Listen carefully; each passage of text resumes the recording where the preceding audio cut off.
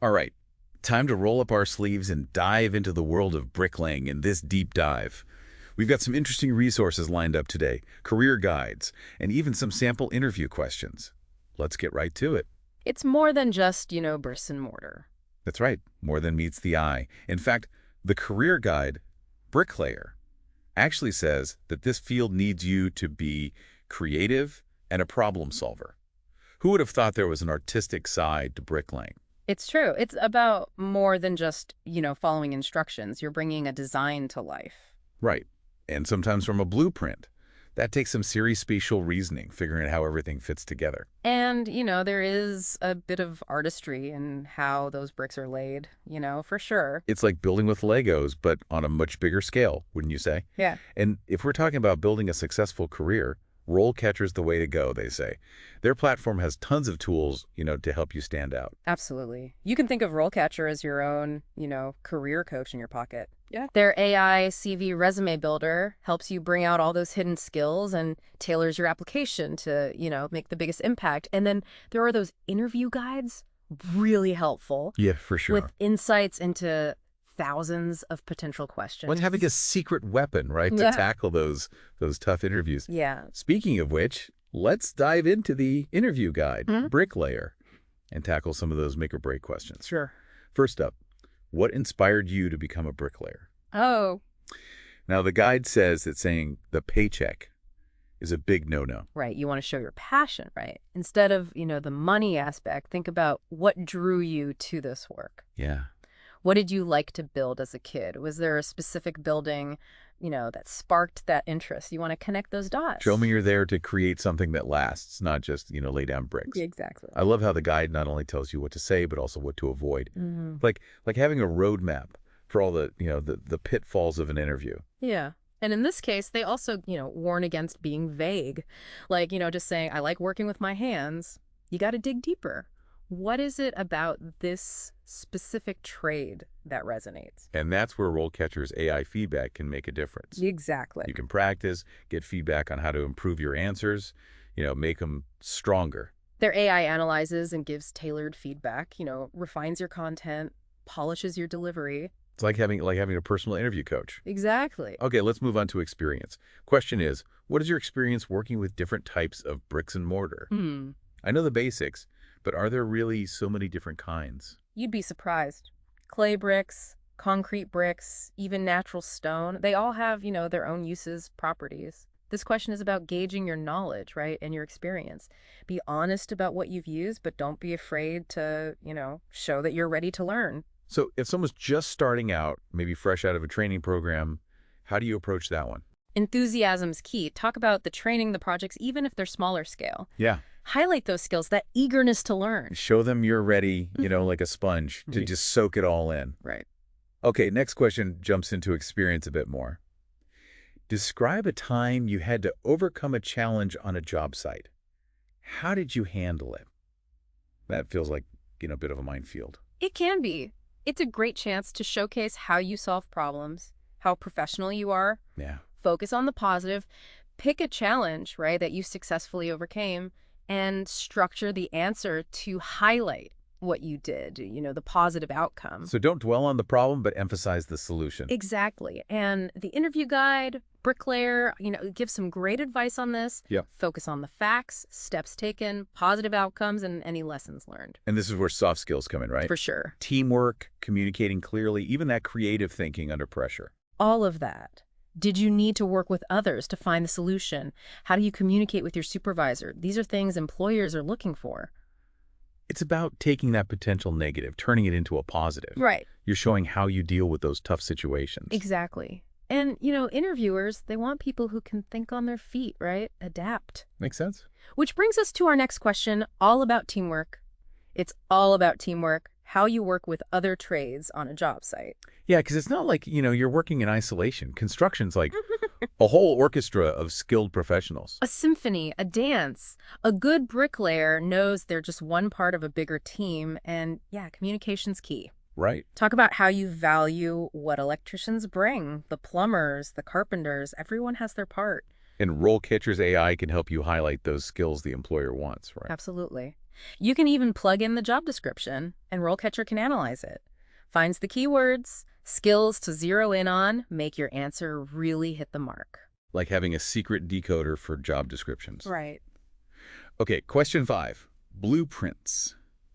What is your experience working with blueprints and plans? Seems pretty basic for a bricklayer, doesn't it? You'd think so, but it's more than just saying, yeah, I've seen one. You got to show them you can read those plans, visualize the final product. Okay, so should I be talking measurements and angles and all that? Not really, no. Focus on the skills. Can you spot a potential problem? Do you understand the scales and symbols? Can you make sure your work matches what the architect had in mind? Showing them you're not just connecting the dots, you're bringing those plans to life. Right. With precision. Expertise, right? Precisely. And again, this is where RoleCatcher can give you that extra feedback. Okay. Their AI can analyze how clearly you're explaining things, make sure it lands. Like a personal editor for interview answers. Exactly. All right, question 6. This one feels big. Yeah. How do you ensure your work meets safety and quality standards? It's crucial. Safety is everything on a construction site. This is where you show them, the rules, the best practices. Don't just say, I follow the rules, though. Be specific. Right, name the rules. Exactly. What about the tools, the techniques you use? Exactly. If you have a way you double-check measurements, if there's a specific method you use for scaffolding, that's the stuff. Shows them you're proactive. It's about going above and beyond, showing that dedication. Absolutely. And you can work in those soft skills here, too. Talk about how well you communicate with colleagues, how you spot hazards, take those steps to stay safe. You're a team player, creating that safe work environment. Yes. Okay, efficiency. How do you manage your time when working on a project? I like a good schedule, but I have a feeling things don't always go to plan on a job site. You got to be flexible, that's for sure. Good to have a plan, but you need to be able to, adjust when things change. So how do you balance, being organized, but also adaptable in the answer? Talk about how you like to plan your day, whether it's a to-do list or an app, whatever works. But also, how you reprioritize, deal with delays, still meet the deadline. Organized, but able to roll with the punches. Exactly. And if you have a story, a time you had to shuffle things around, share it. Shows you can think on your feet, stay calm when things get tough. Handling the heat even when the mortar's drying faster than you'd like. We've covered a lot. From showing passion to experience to safety and time management. We've only just begun. There's so much more to the world of bricklaying. Okay. Let's talk new techniques, materials, how technology is changing this, age-old craft. How do you stay up to date with new techniques and materials in the bricklaying industry? That's question 8. It's like they want someone who's hungry to learn, always growing, right? They want to see passion, that commitment to, always improving. So it's not enough to just say, I'm a fast learner. No. Think about how you're developing professionally. Conferences, workshops, trade publications, online forums, maybe. Good points. The career guide, Bricklayer, mentions organizations like the Mason Contractors Association of America. Yeah, those are great. Networking, staying current with trends, continuing education. A whole community of craftspeople, all about honing skills, moving the trade forward. Exactly. And, don't forget about just trying things out, new techniques, new materials on your own projects even. Shows initiative. Okay, back to the job site. You notice a discrepancy between the blueprint and the work that's been done. How do you handle it? Question 9, testing that technical knowledge and how you communicate. It's about being able to spot problems, understand what they mean, and communicating clearly with the team. Not just pointing out a mistake, but actually figuring out a solution. Exactly. And the interview guide, Bricklayer, really stresses being calm, professional. First, make sure it's really a problem. Could be a mistake, or maybe just the plans were misinterpreted. That's where clear communication comes in, for sure. 100%. Confirm the issue, then talk to your supervisor, whoever's relevant. Explain it clearly, concisely. Be ready with some solutions. Problem solver, not a problem creator. Exactly. And you know where RoleCatcher's AI can be really helpful? Where's that? Practicing these scenarios, getting feedback on how you're handling it. Like having a virtual mentor in your pocket. There you go. All right, question 10, client relations. How do you handle a situation where a client is unhappy with some aspect of the brickwork? Daunting. Can be.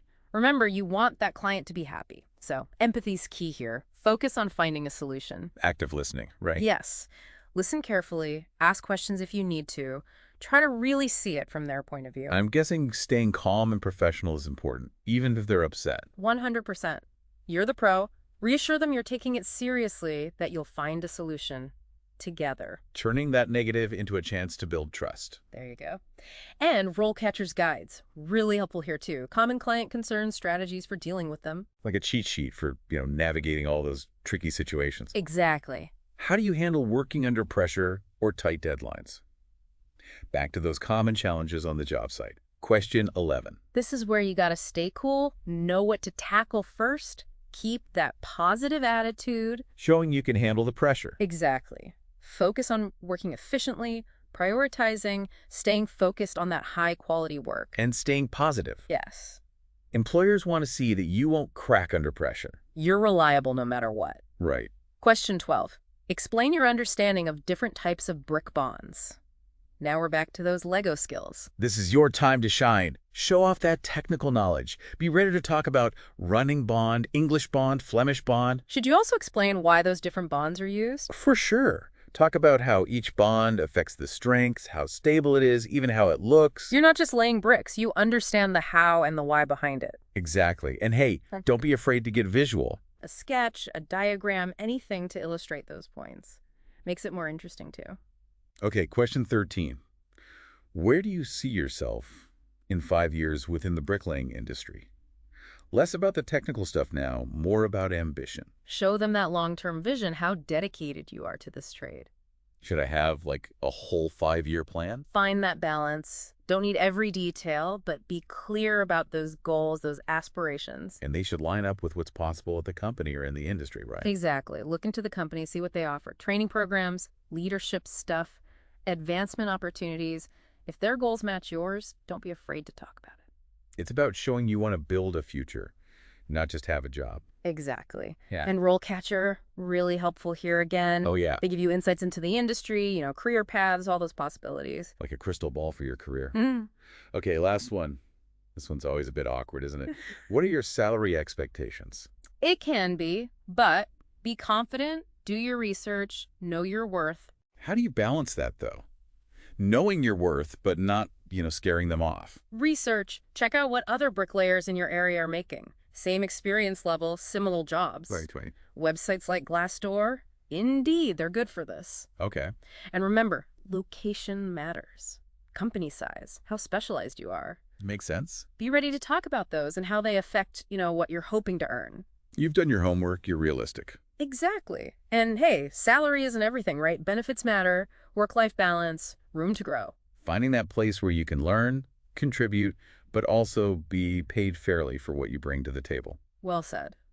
And that's our last interview question. Whew, what a marathon. But we're not done yet. We still need to talk about what it's really like to be an apprentice bricklayer. Drawing from the career guide. Bricklayer, of course. From job descriptions to nailing those interview questions, we've been busy. Laying the groundwork for a successful career. And no bricklaying career is complete without a solid apprenticeship. Absolutely. That's where it all begins. The career guide, Bricklayer, actually walks us through that experience, those early days on the job. It's like, picture this.